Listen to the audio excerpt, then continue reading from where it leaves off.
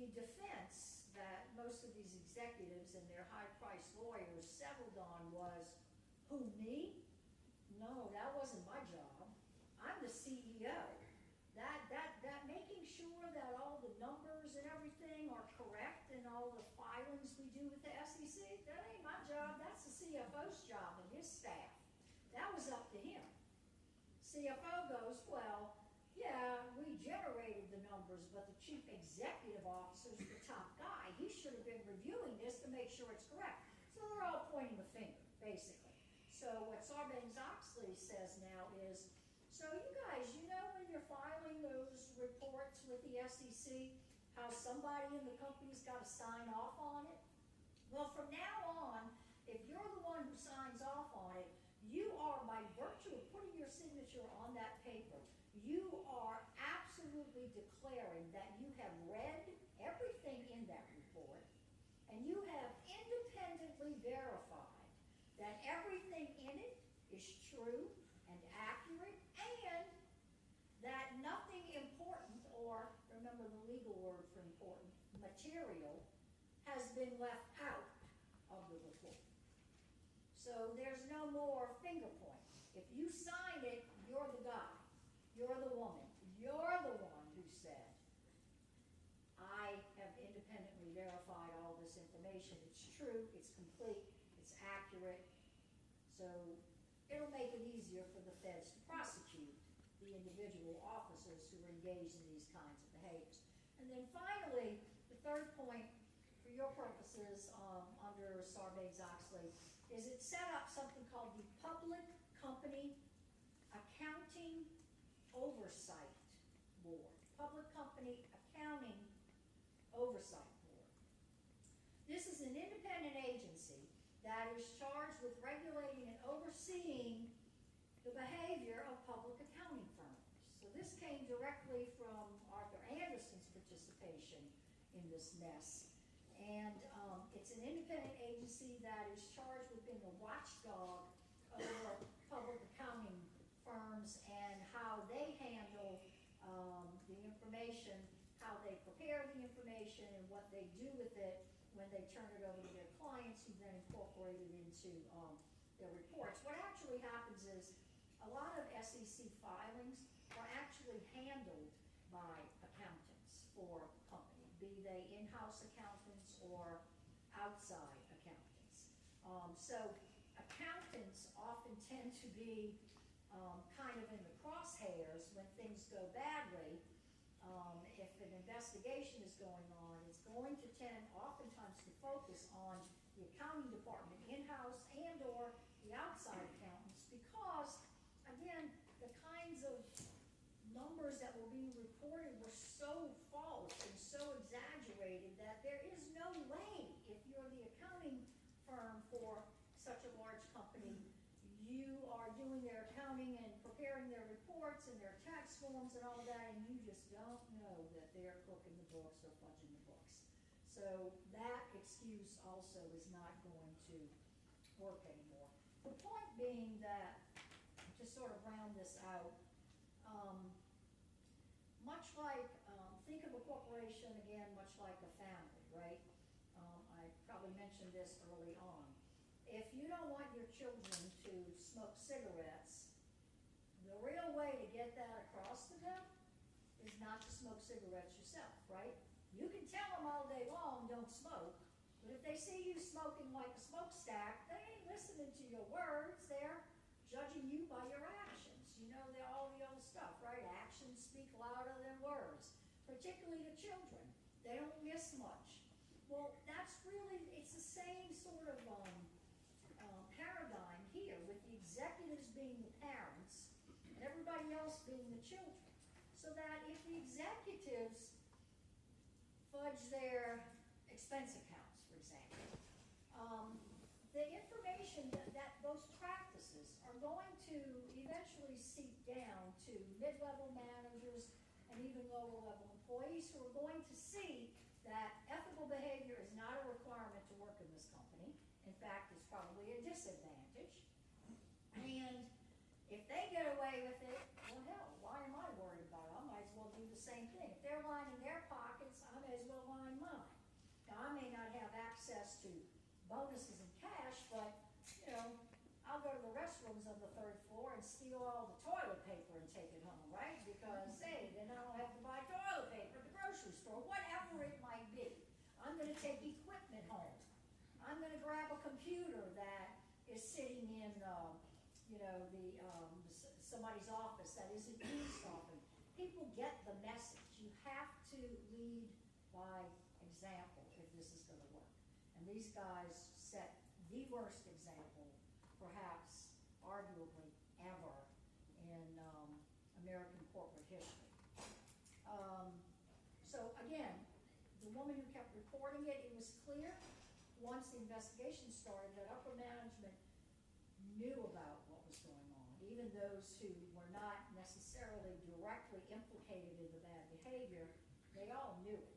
The board of directors knew it. All of the officers knew it. And a lot of mid-level managers knew it, and nobody did anything to stop it until it all blew up in their faces. So, a couple more points, and then we'll move on to chapter 5. For a long time in American corporate culture, and probably in other developed countries as well, the stated goal of corporations was maximum profits. Do whatever we have to do to make the biggest amount of money we possibly can make. Well, from an ethics standpoint, that concept has morphed into how about we settle for optimum profits? Meaning, make the most money we can, but within legal and ethical boundaries, without engaging in these kinds of horrid practices that put so many other innocent people at risk, their financial status, their financial future at risk. So maximum profits, but within the confines of what is legal and what is ethical. And then finally, there is something, this will be on your next test, so please make sure you're jotting this down. Way back in 1977,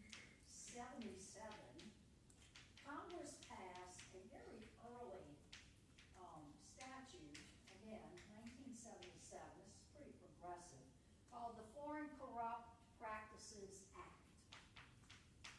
What that statute did was to make it, for the first time ever, illegal for U.S. companies to bribe foreign governments in order to get advantageous contracts, to do business with those foreign governments. So, historically, in underdeveloped countries where corruption is rampant often, and money talks like nothing else does, the practice internationally, not just American companies, but European companies, if, for example, the government of Nigeria puts out a contract to build a water purification plant, a lot of big companies in the developed world, they want that project, they want that money, they want to do that.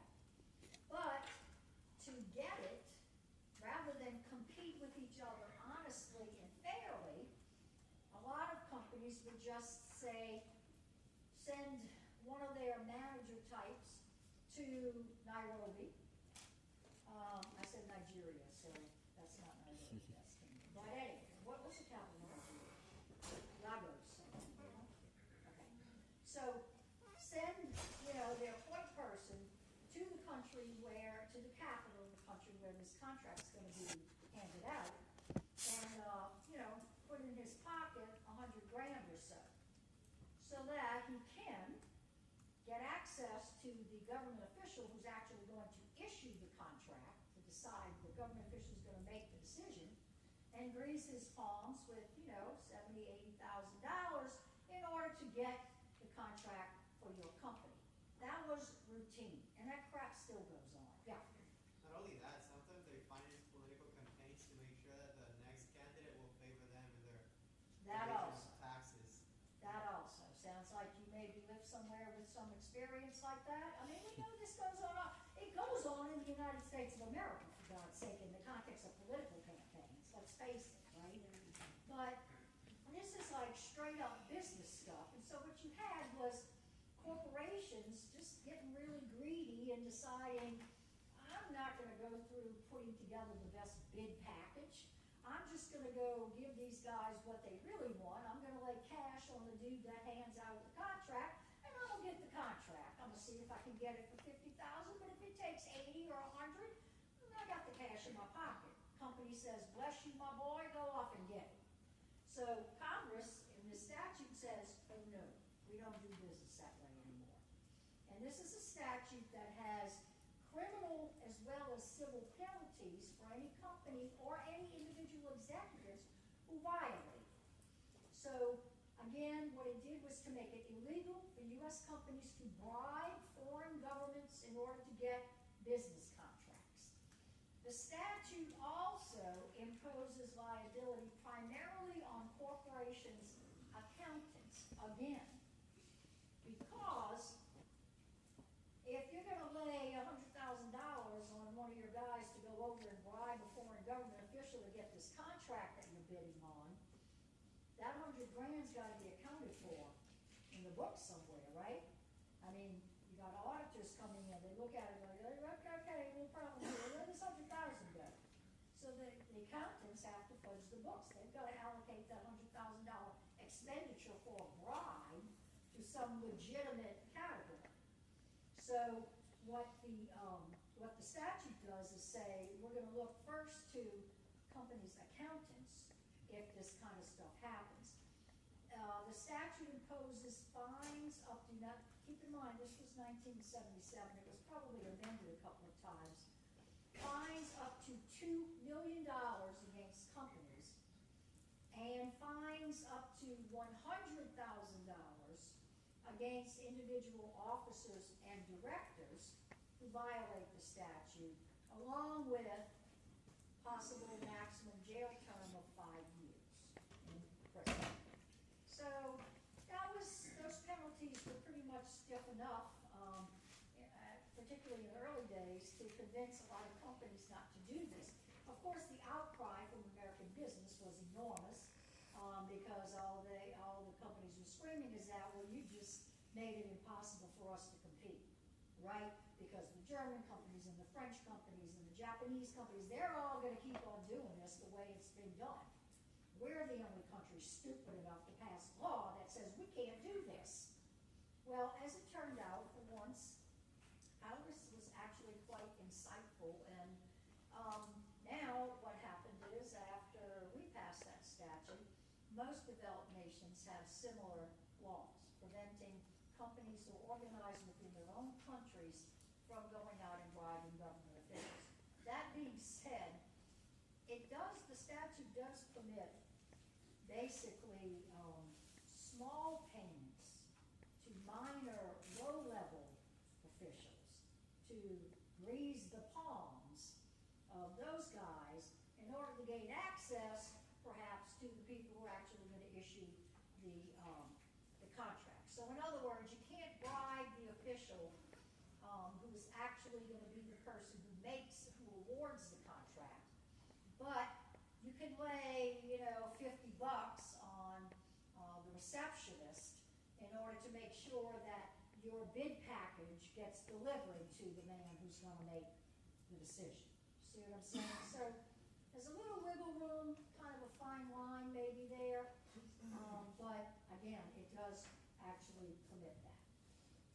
Is that actually similar to what's happening with the International Olympic Committee? Refresh my memory, Darian. They've been, I guess, found out to being bribed by other countries for getting a bid for contracts to host the Olympics. Oh, okay, to It host. just got exposed this past October Okay. before the games in Brazil. Yeah, essentially it's the same practice, right? It's like, we want the deal. That, I'm sure that goes on in lots of areas that Foreign Court Practices Act wouldn't necessarily affect the International Olympic Committee, but yeah, it's the same exact practice. Yeah, I think the other countries was kind of following along with U.S. besides China, and I think Russia was the only two countries where they were allowing to, I guess, give Yeah. perks to actually coerce them to get the contracts. Yeah. That's where the last two Olympics Yeah, was held, man. China.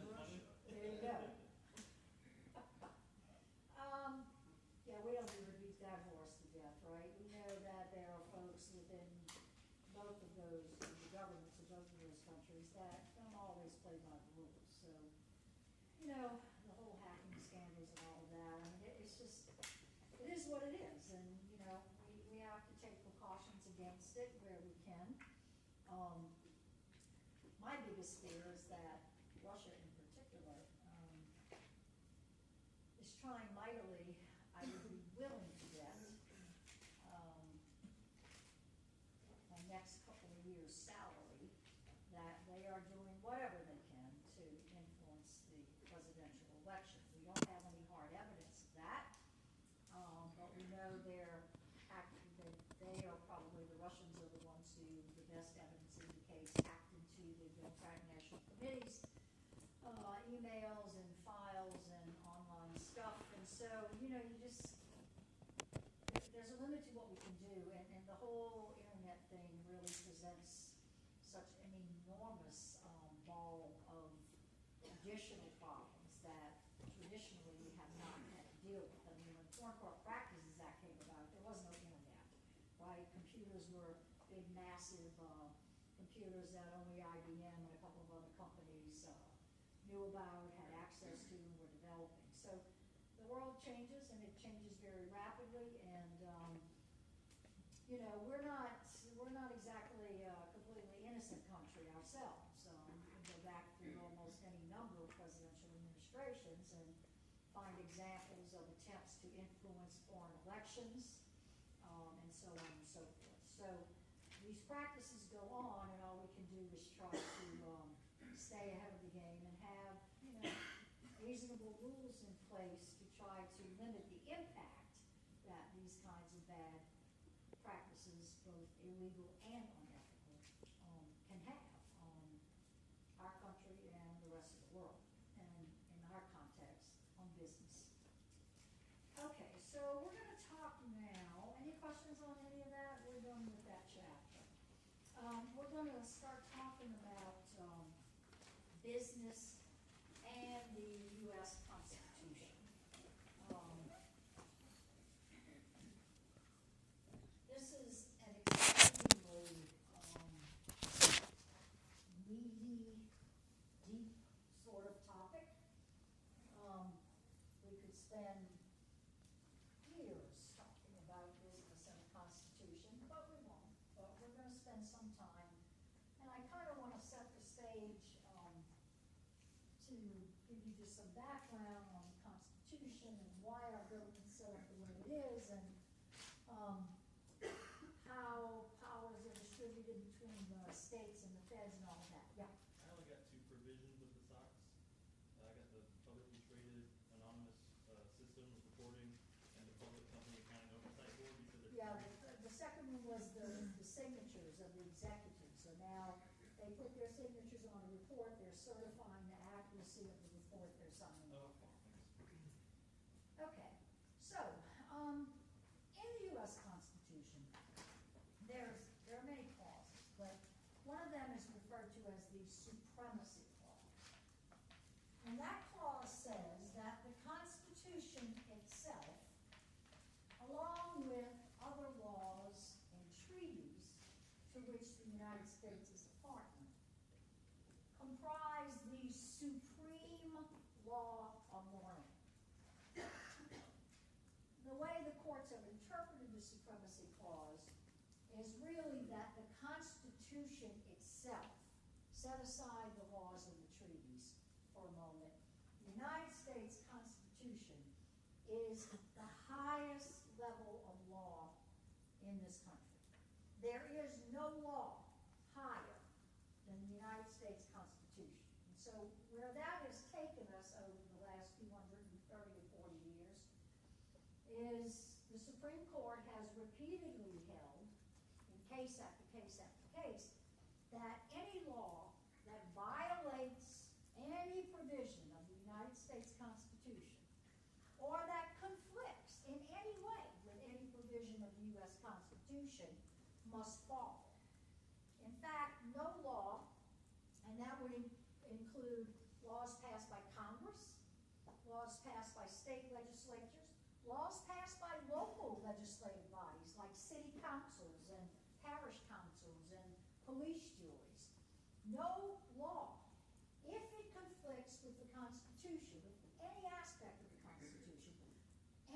law is going to be tossed away. It basically will be gotten rid of because the Constitution is the supreme law of the land. So any law that conflicts with it cannot be allowed to remain in effect and will in fact be thrown out. Obviously, we don't have a constitutional police that sit up in some, big office building day in and day out and read every law passed all over this country. So the premise is someone has to bring a challenge in court to the constitutionality of a particular law. This is also true about court decisions. If you remember on our first or second night, we talked about U.S. Supreme Court in Brown versus Board of Education overruling the Plessy versus Ferguson decision, which said separate but equal facilities for the races was okay and constitutional. The Supreme Court, that was in 1896 and 1954, they take up the issue of segregation of the races in public schools in the Brown versus Board of Education. The Supreme Court goes, yeah, you know what?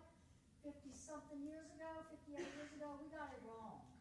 That whole separate but equal doctrine that we said was constitutional in 1896, well, it's not. We have a lot more history now. We've got a lot more evidence, a lot more information, and clearly we're getting rid of that. So no law, no decision by any court in this country that conflicts with the Constitution is going to be allowed to stay in effect.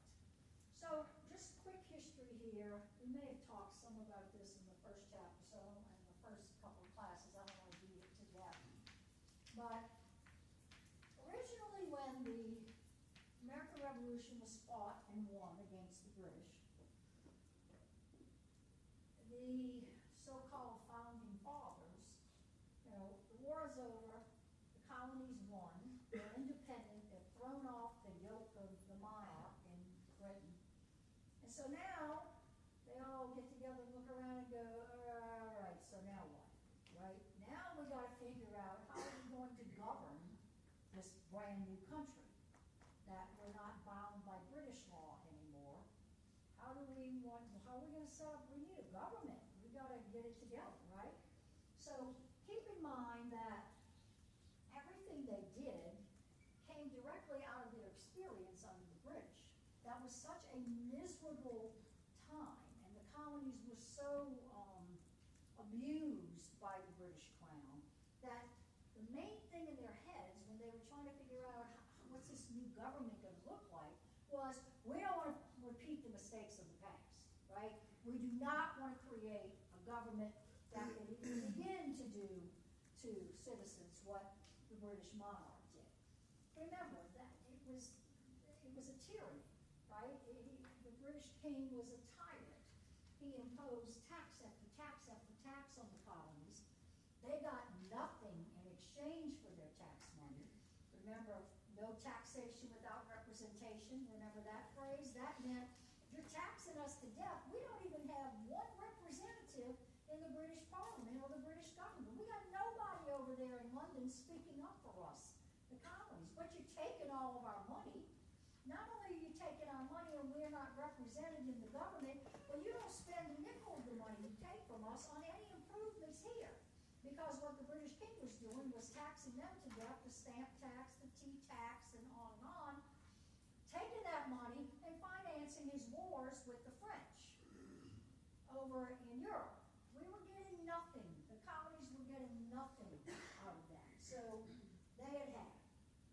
So the concept originally comes about with this so-called confederation, where you have a very weak national government, and all the power resides in the individual states, right? So each state is basically going to be its own sovereign nation. So the Articles of Confederation set up a national government, but it gave the national government very little in the way of power. And none of the powers given to the national government would allow it to really unify the colonies into one country. So what you had was the states were like, the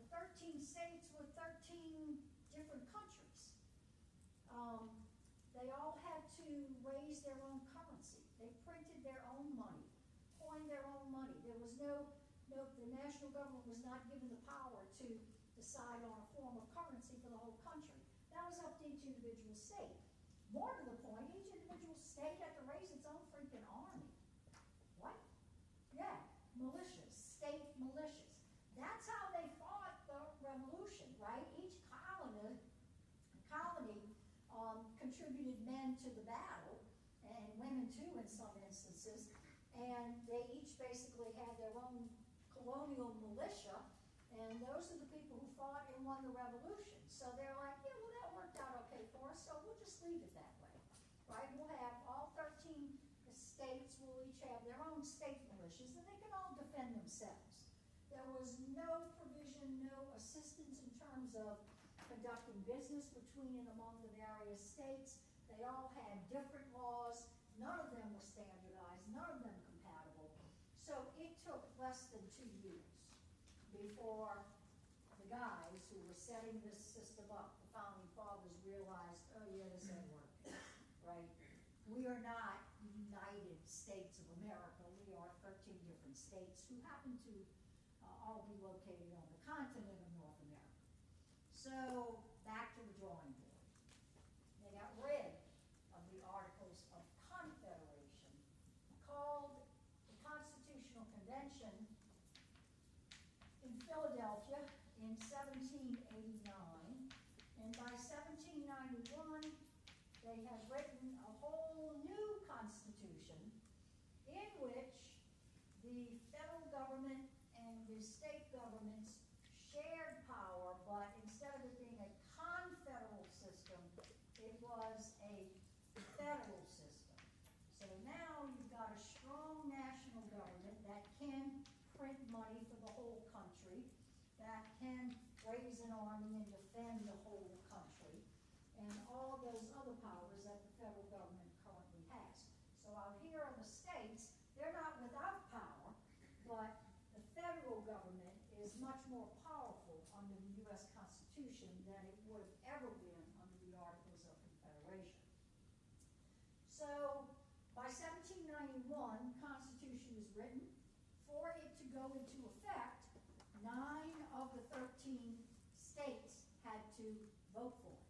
The citizens of 9 of the 13 states had to approve it. It takes a 3/4 majority to amend the Constitution still today, and that was it was a 75% or a 3/4 majority that had to approve the Constitution before it could go into effect. That didn't take very long. 1791, it goes into effect, and not only does the Constitution go into effect, but so do the first 10 amendments. So when the Constitution Convention is adjourned and the states are all presented copies of the Constitution, it came along, the copies of the Constitution they each got came along with the Bill of Rights, the first 10 amendments. So they wrote the Constitution, they immediately added 10 amendments to it. The reason they did that is because the Constitution's main function was to set up this new government, right? That was the purpose of the Constitution, to erect the framework for a new federal or national government for this brand new country. They decided to do that, of course, by having a 3-branch federal government, right? Legislative, executive, judicial. Legislative is Congress, they make the laws. Executive is the president and his cabinet. They enforce the laws, and the judicial branch was, at that time, only the U.S. Supreme Court, who basically interpreted the laws. So the Constitution was concerned with primarily what's this new government